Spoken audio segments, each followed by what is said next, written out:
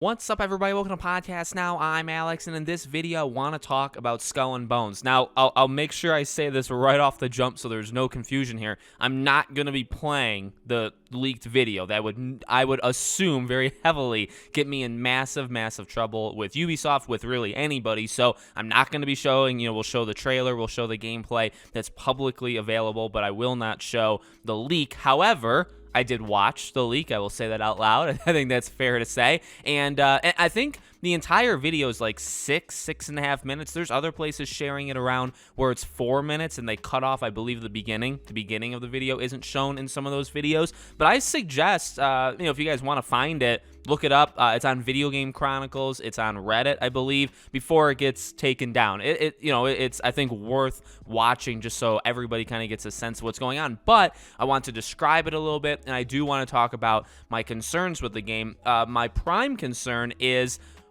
and this is probably my own fault, right? I still have hope for this game. I've always had hope for this game, even in the absolute limbo of it. I also fully intend to still buy this game day one. I fully intend to play this game day one. Now, if it becomes pathetic, I will drop this game very, very quickly. But I want to, Pirates of the Caribbean is in my blood. Pirates is in my blood, kind of like Will Turner. And I'm not going to turn this game away just off of the premise of it. What's shocking, though, is what we saw. And again, this could be surprising. This could not be surprising, depending on how you've thought about this game over the last 5 years. Is really not that much different from what we originally saw. Now, the thing that's odd, and Jason Schreier, I would put these people on blast, soon, depending on what we get to see when the full game releases. The game does seem very close to what we remember it being. It's very, obviously, naval heavy. You can explore, but exploring pretty much means you get off the ship, go to a hub world or a trading center, walk around, go to the merchants and buy things. And take missions. That seems very heavily to be it. They did mention exploration, but exploration, again, consisted of going on a foreign island and going up to their trade center and their shops and their that's exploration. The on-sea exploration is going around, destroying other ships, getting resources, so getting crafting materials. You can pull up next to rocks and mine the rocks. You can mine trees for the lumber, for the wood, right? So you can do stuff like that, and then you would take it back and craft things. You could craft additional stronger boats, which you would need infamy for in order to kind of rise up. And that was that was half the video, was explaining kind of the things to do when you're not on sea fighting things. They still cutting through the BS, right? The things that people wanted the most, I believe, from what I had seen, having my pulse on this game, I think pretty strongly, better than most people. Two things. Number one is on ground, on land exploration. That was not added. The second thing people, I think, overwhelmingly wanted was some sort of fighting mechanic with you as your actual person. So when you board a ship, you do combat. That also was not added. It's actually still the same thing that we heard about this game 5 years ago, where you can sink a ship and you will get some of the resources that ship carries, but not all. But if you get close enough and you board it when it's weak, you will play a cutscene. There will be a cutscene, and then you will get the remaining resources that ship holds. Now, cool mechanic in terms of, and it's a generic mechanic, but it's still a solid one. You sink the ship, you don't get all of it. You board the ship, you will get all of it. Fine. But, and here's the weird thing, okay? Not to say I've been on this game's side, but I guess the phrase would probably be, or the word would be, accepted. I have accepted over the last 5 years what Skull and Bones is, okay? Skull and Bones is a game that is only the ship combat parts of Assassin's Creed Black Flag. It is not the boarding parts of Assassin's Creed Black Flag. It is not the Assassin's Creed parts of Assassin's Creed Black Flag. It is simply sailing and firing your cannons and, changing your ship, changing how your ship looks, upgrading your hull, all that stuff. That is what this game is. I have accepted that in the last 5 years. However, thanks to people like Tom Henderson, Jason Schreier, and the bunch, right? They have convinced me subconsciously that the game is different now than what it once was. The one thing, I have years, both on this channel and on my second channel, of records to show this, by the way. I'm not making this up. We have like 12, 15, 20 videos talking about these people, these Toms and Jasons of the world, saying how, you know, it's been overhauled, so it's probably not going to be what we remember it being. No, it's exactly what you remember it. That, in fact, the sad thing is it almost seems less in some aspects. The one thing that caught me immediately in that I think it was the first trailer. It could have been the second one. No, you know what? Was it the second one, 2018? When they ended it basically with the Kraken, right? Like a supernatural aspect. That's what got me so excited, because it's like, okay, this game is going to take itself seriously, but it's also basically going to be Pirates of the Caribbean, where you can introduce undead, you can introduce supernatural things, like literally a gigantic squid, okay, the Kraken. So I love that idea. And like right now, I don't sense that's in the game. Now, it could be. They're not going to show everything in a 6-minute introduction video that is a Ubisoft thing. It's not even people actually playing the game. It's Ubisoft's, like a narrator talking over it, and it's like a clip thing that they show. So we haven't really seen, what it's like second-to-second gameplay. Yes, they showed some clips, but I mean, like, it's just an average Joe, that owns a PlayStation or Xbox playing the game. We haven't seen that. So I'm not saying they're gonna show everything in that original clip, and I hope they didn't.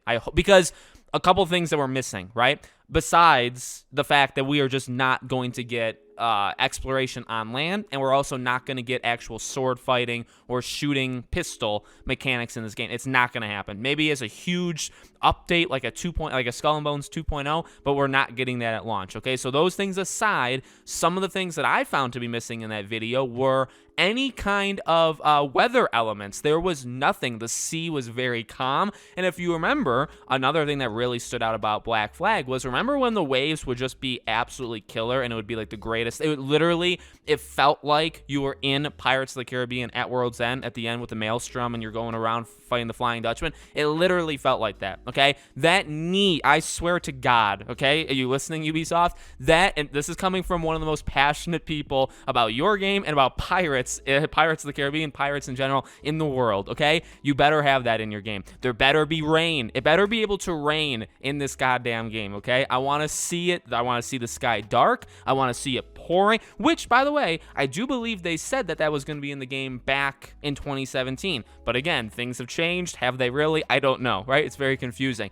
The waves, again, the waves are very calm in this gameplay video. There is not a single instance in the entire video where there's anything you need to worry about when actually sailing. Yes, there's ships, but in terms of wave elements or elements of weather in general, there is nothing. Please, for the love of God, make there be huge waves that your ship can, like, it's hard. You have to shoot through water, and so you can't actually do that, right? So you kind of have to go around. Make that happen. That is freaking cool. Now, I would ask for a maelstrom, right? Like a black hole, like, a vortex in the water. I'd ask for that. I think that's a little too much for them, but you know what? If they surprise me with that, I will sing their praises all day long. So that is something I'm very, very much hoping to be in the game. And then again, you better not have teased the Kraken. I get it. You've gone under 3 leadership changes. The game's been rebooted, I believe, 3 times, maybe more. So I understand things change, but you don't get to just tease me, the Kraken, and then expect me to forget about it. So now, is that like a world event? They mentioned world events. There's world events. There's just ships sailing that you can attack. There's obviously like bounties or kind of main missions. You can do everything solo, or you can do everything with friends. So those are all cool. They also didn't show outposts, and outposts, I believe, was a thing they showed in the 25-minute gameplay that they showed in 2018. So again, maybe there is hope, because they didn't show everything. They showed outposts. You having to fight like cannons, like mounted on a ground, kind of thing. They didn't show that here. So maybe they are, purposely not showing things. But I really do hope there's like cool events where you can fight a legitimate Kraken. That would be freaking sweet. So I don't know. I would classify this as a negative video. I would classify this as me being kind of disappointed with what I saw. But at the same time, it is still what Skull and Bones, like, overall, it's probably 90% of what we've seen before for Skull and Bones. Nothing has changed. If anything, it looks like they took things out. Okay, so that is kind of the most worrying thing. And again, maybe that's just because they didn't show it in this video, and that's, that's fine. Hopefully, we get reports from people that have played the playtest that can, say, hey, this is what happened. The water does act up sometimes. Like, fine, that's fine, and that's great. So we'll see. I'm still on this game's side in general, whatever that means, right, in terms of, I guess, getting the game. This game can be amazing. I believe that. This game can sell well. They just have to nail it. And I know Ubisoft's probably not associated with nailing things nowadays, but I'm going to give them the chance just because of, Pirates. I am happy. Let me say this last thing. I am happy to report that when I went on Reddit as the second, because there was a video posted there after the Video Game Chronicle one, and I went, and a lot of the comments all echoed what I've said many times in previous videos of just the overwhelming want for a Pirates RPG game, like a GTA, Red Dead, Witcher, Pirates of the Caribbean RPG. I've been saying that for literally 5 years, and again, the receipts are in my videos of those, and then Reddit also has been saying it today, which I'm very proud of. So let me know what you guys think. Make sure you guys are subscribed, bell icon turned on so you know all these videos go up. If you want to follow me anywhere else, all my social media is in the description below. Thank you guys for watching, and I hope to see you all on the next video.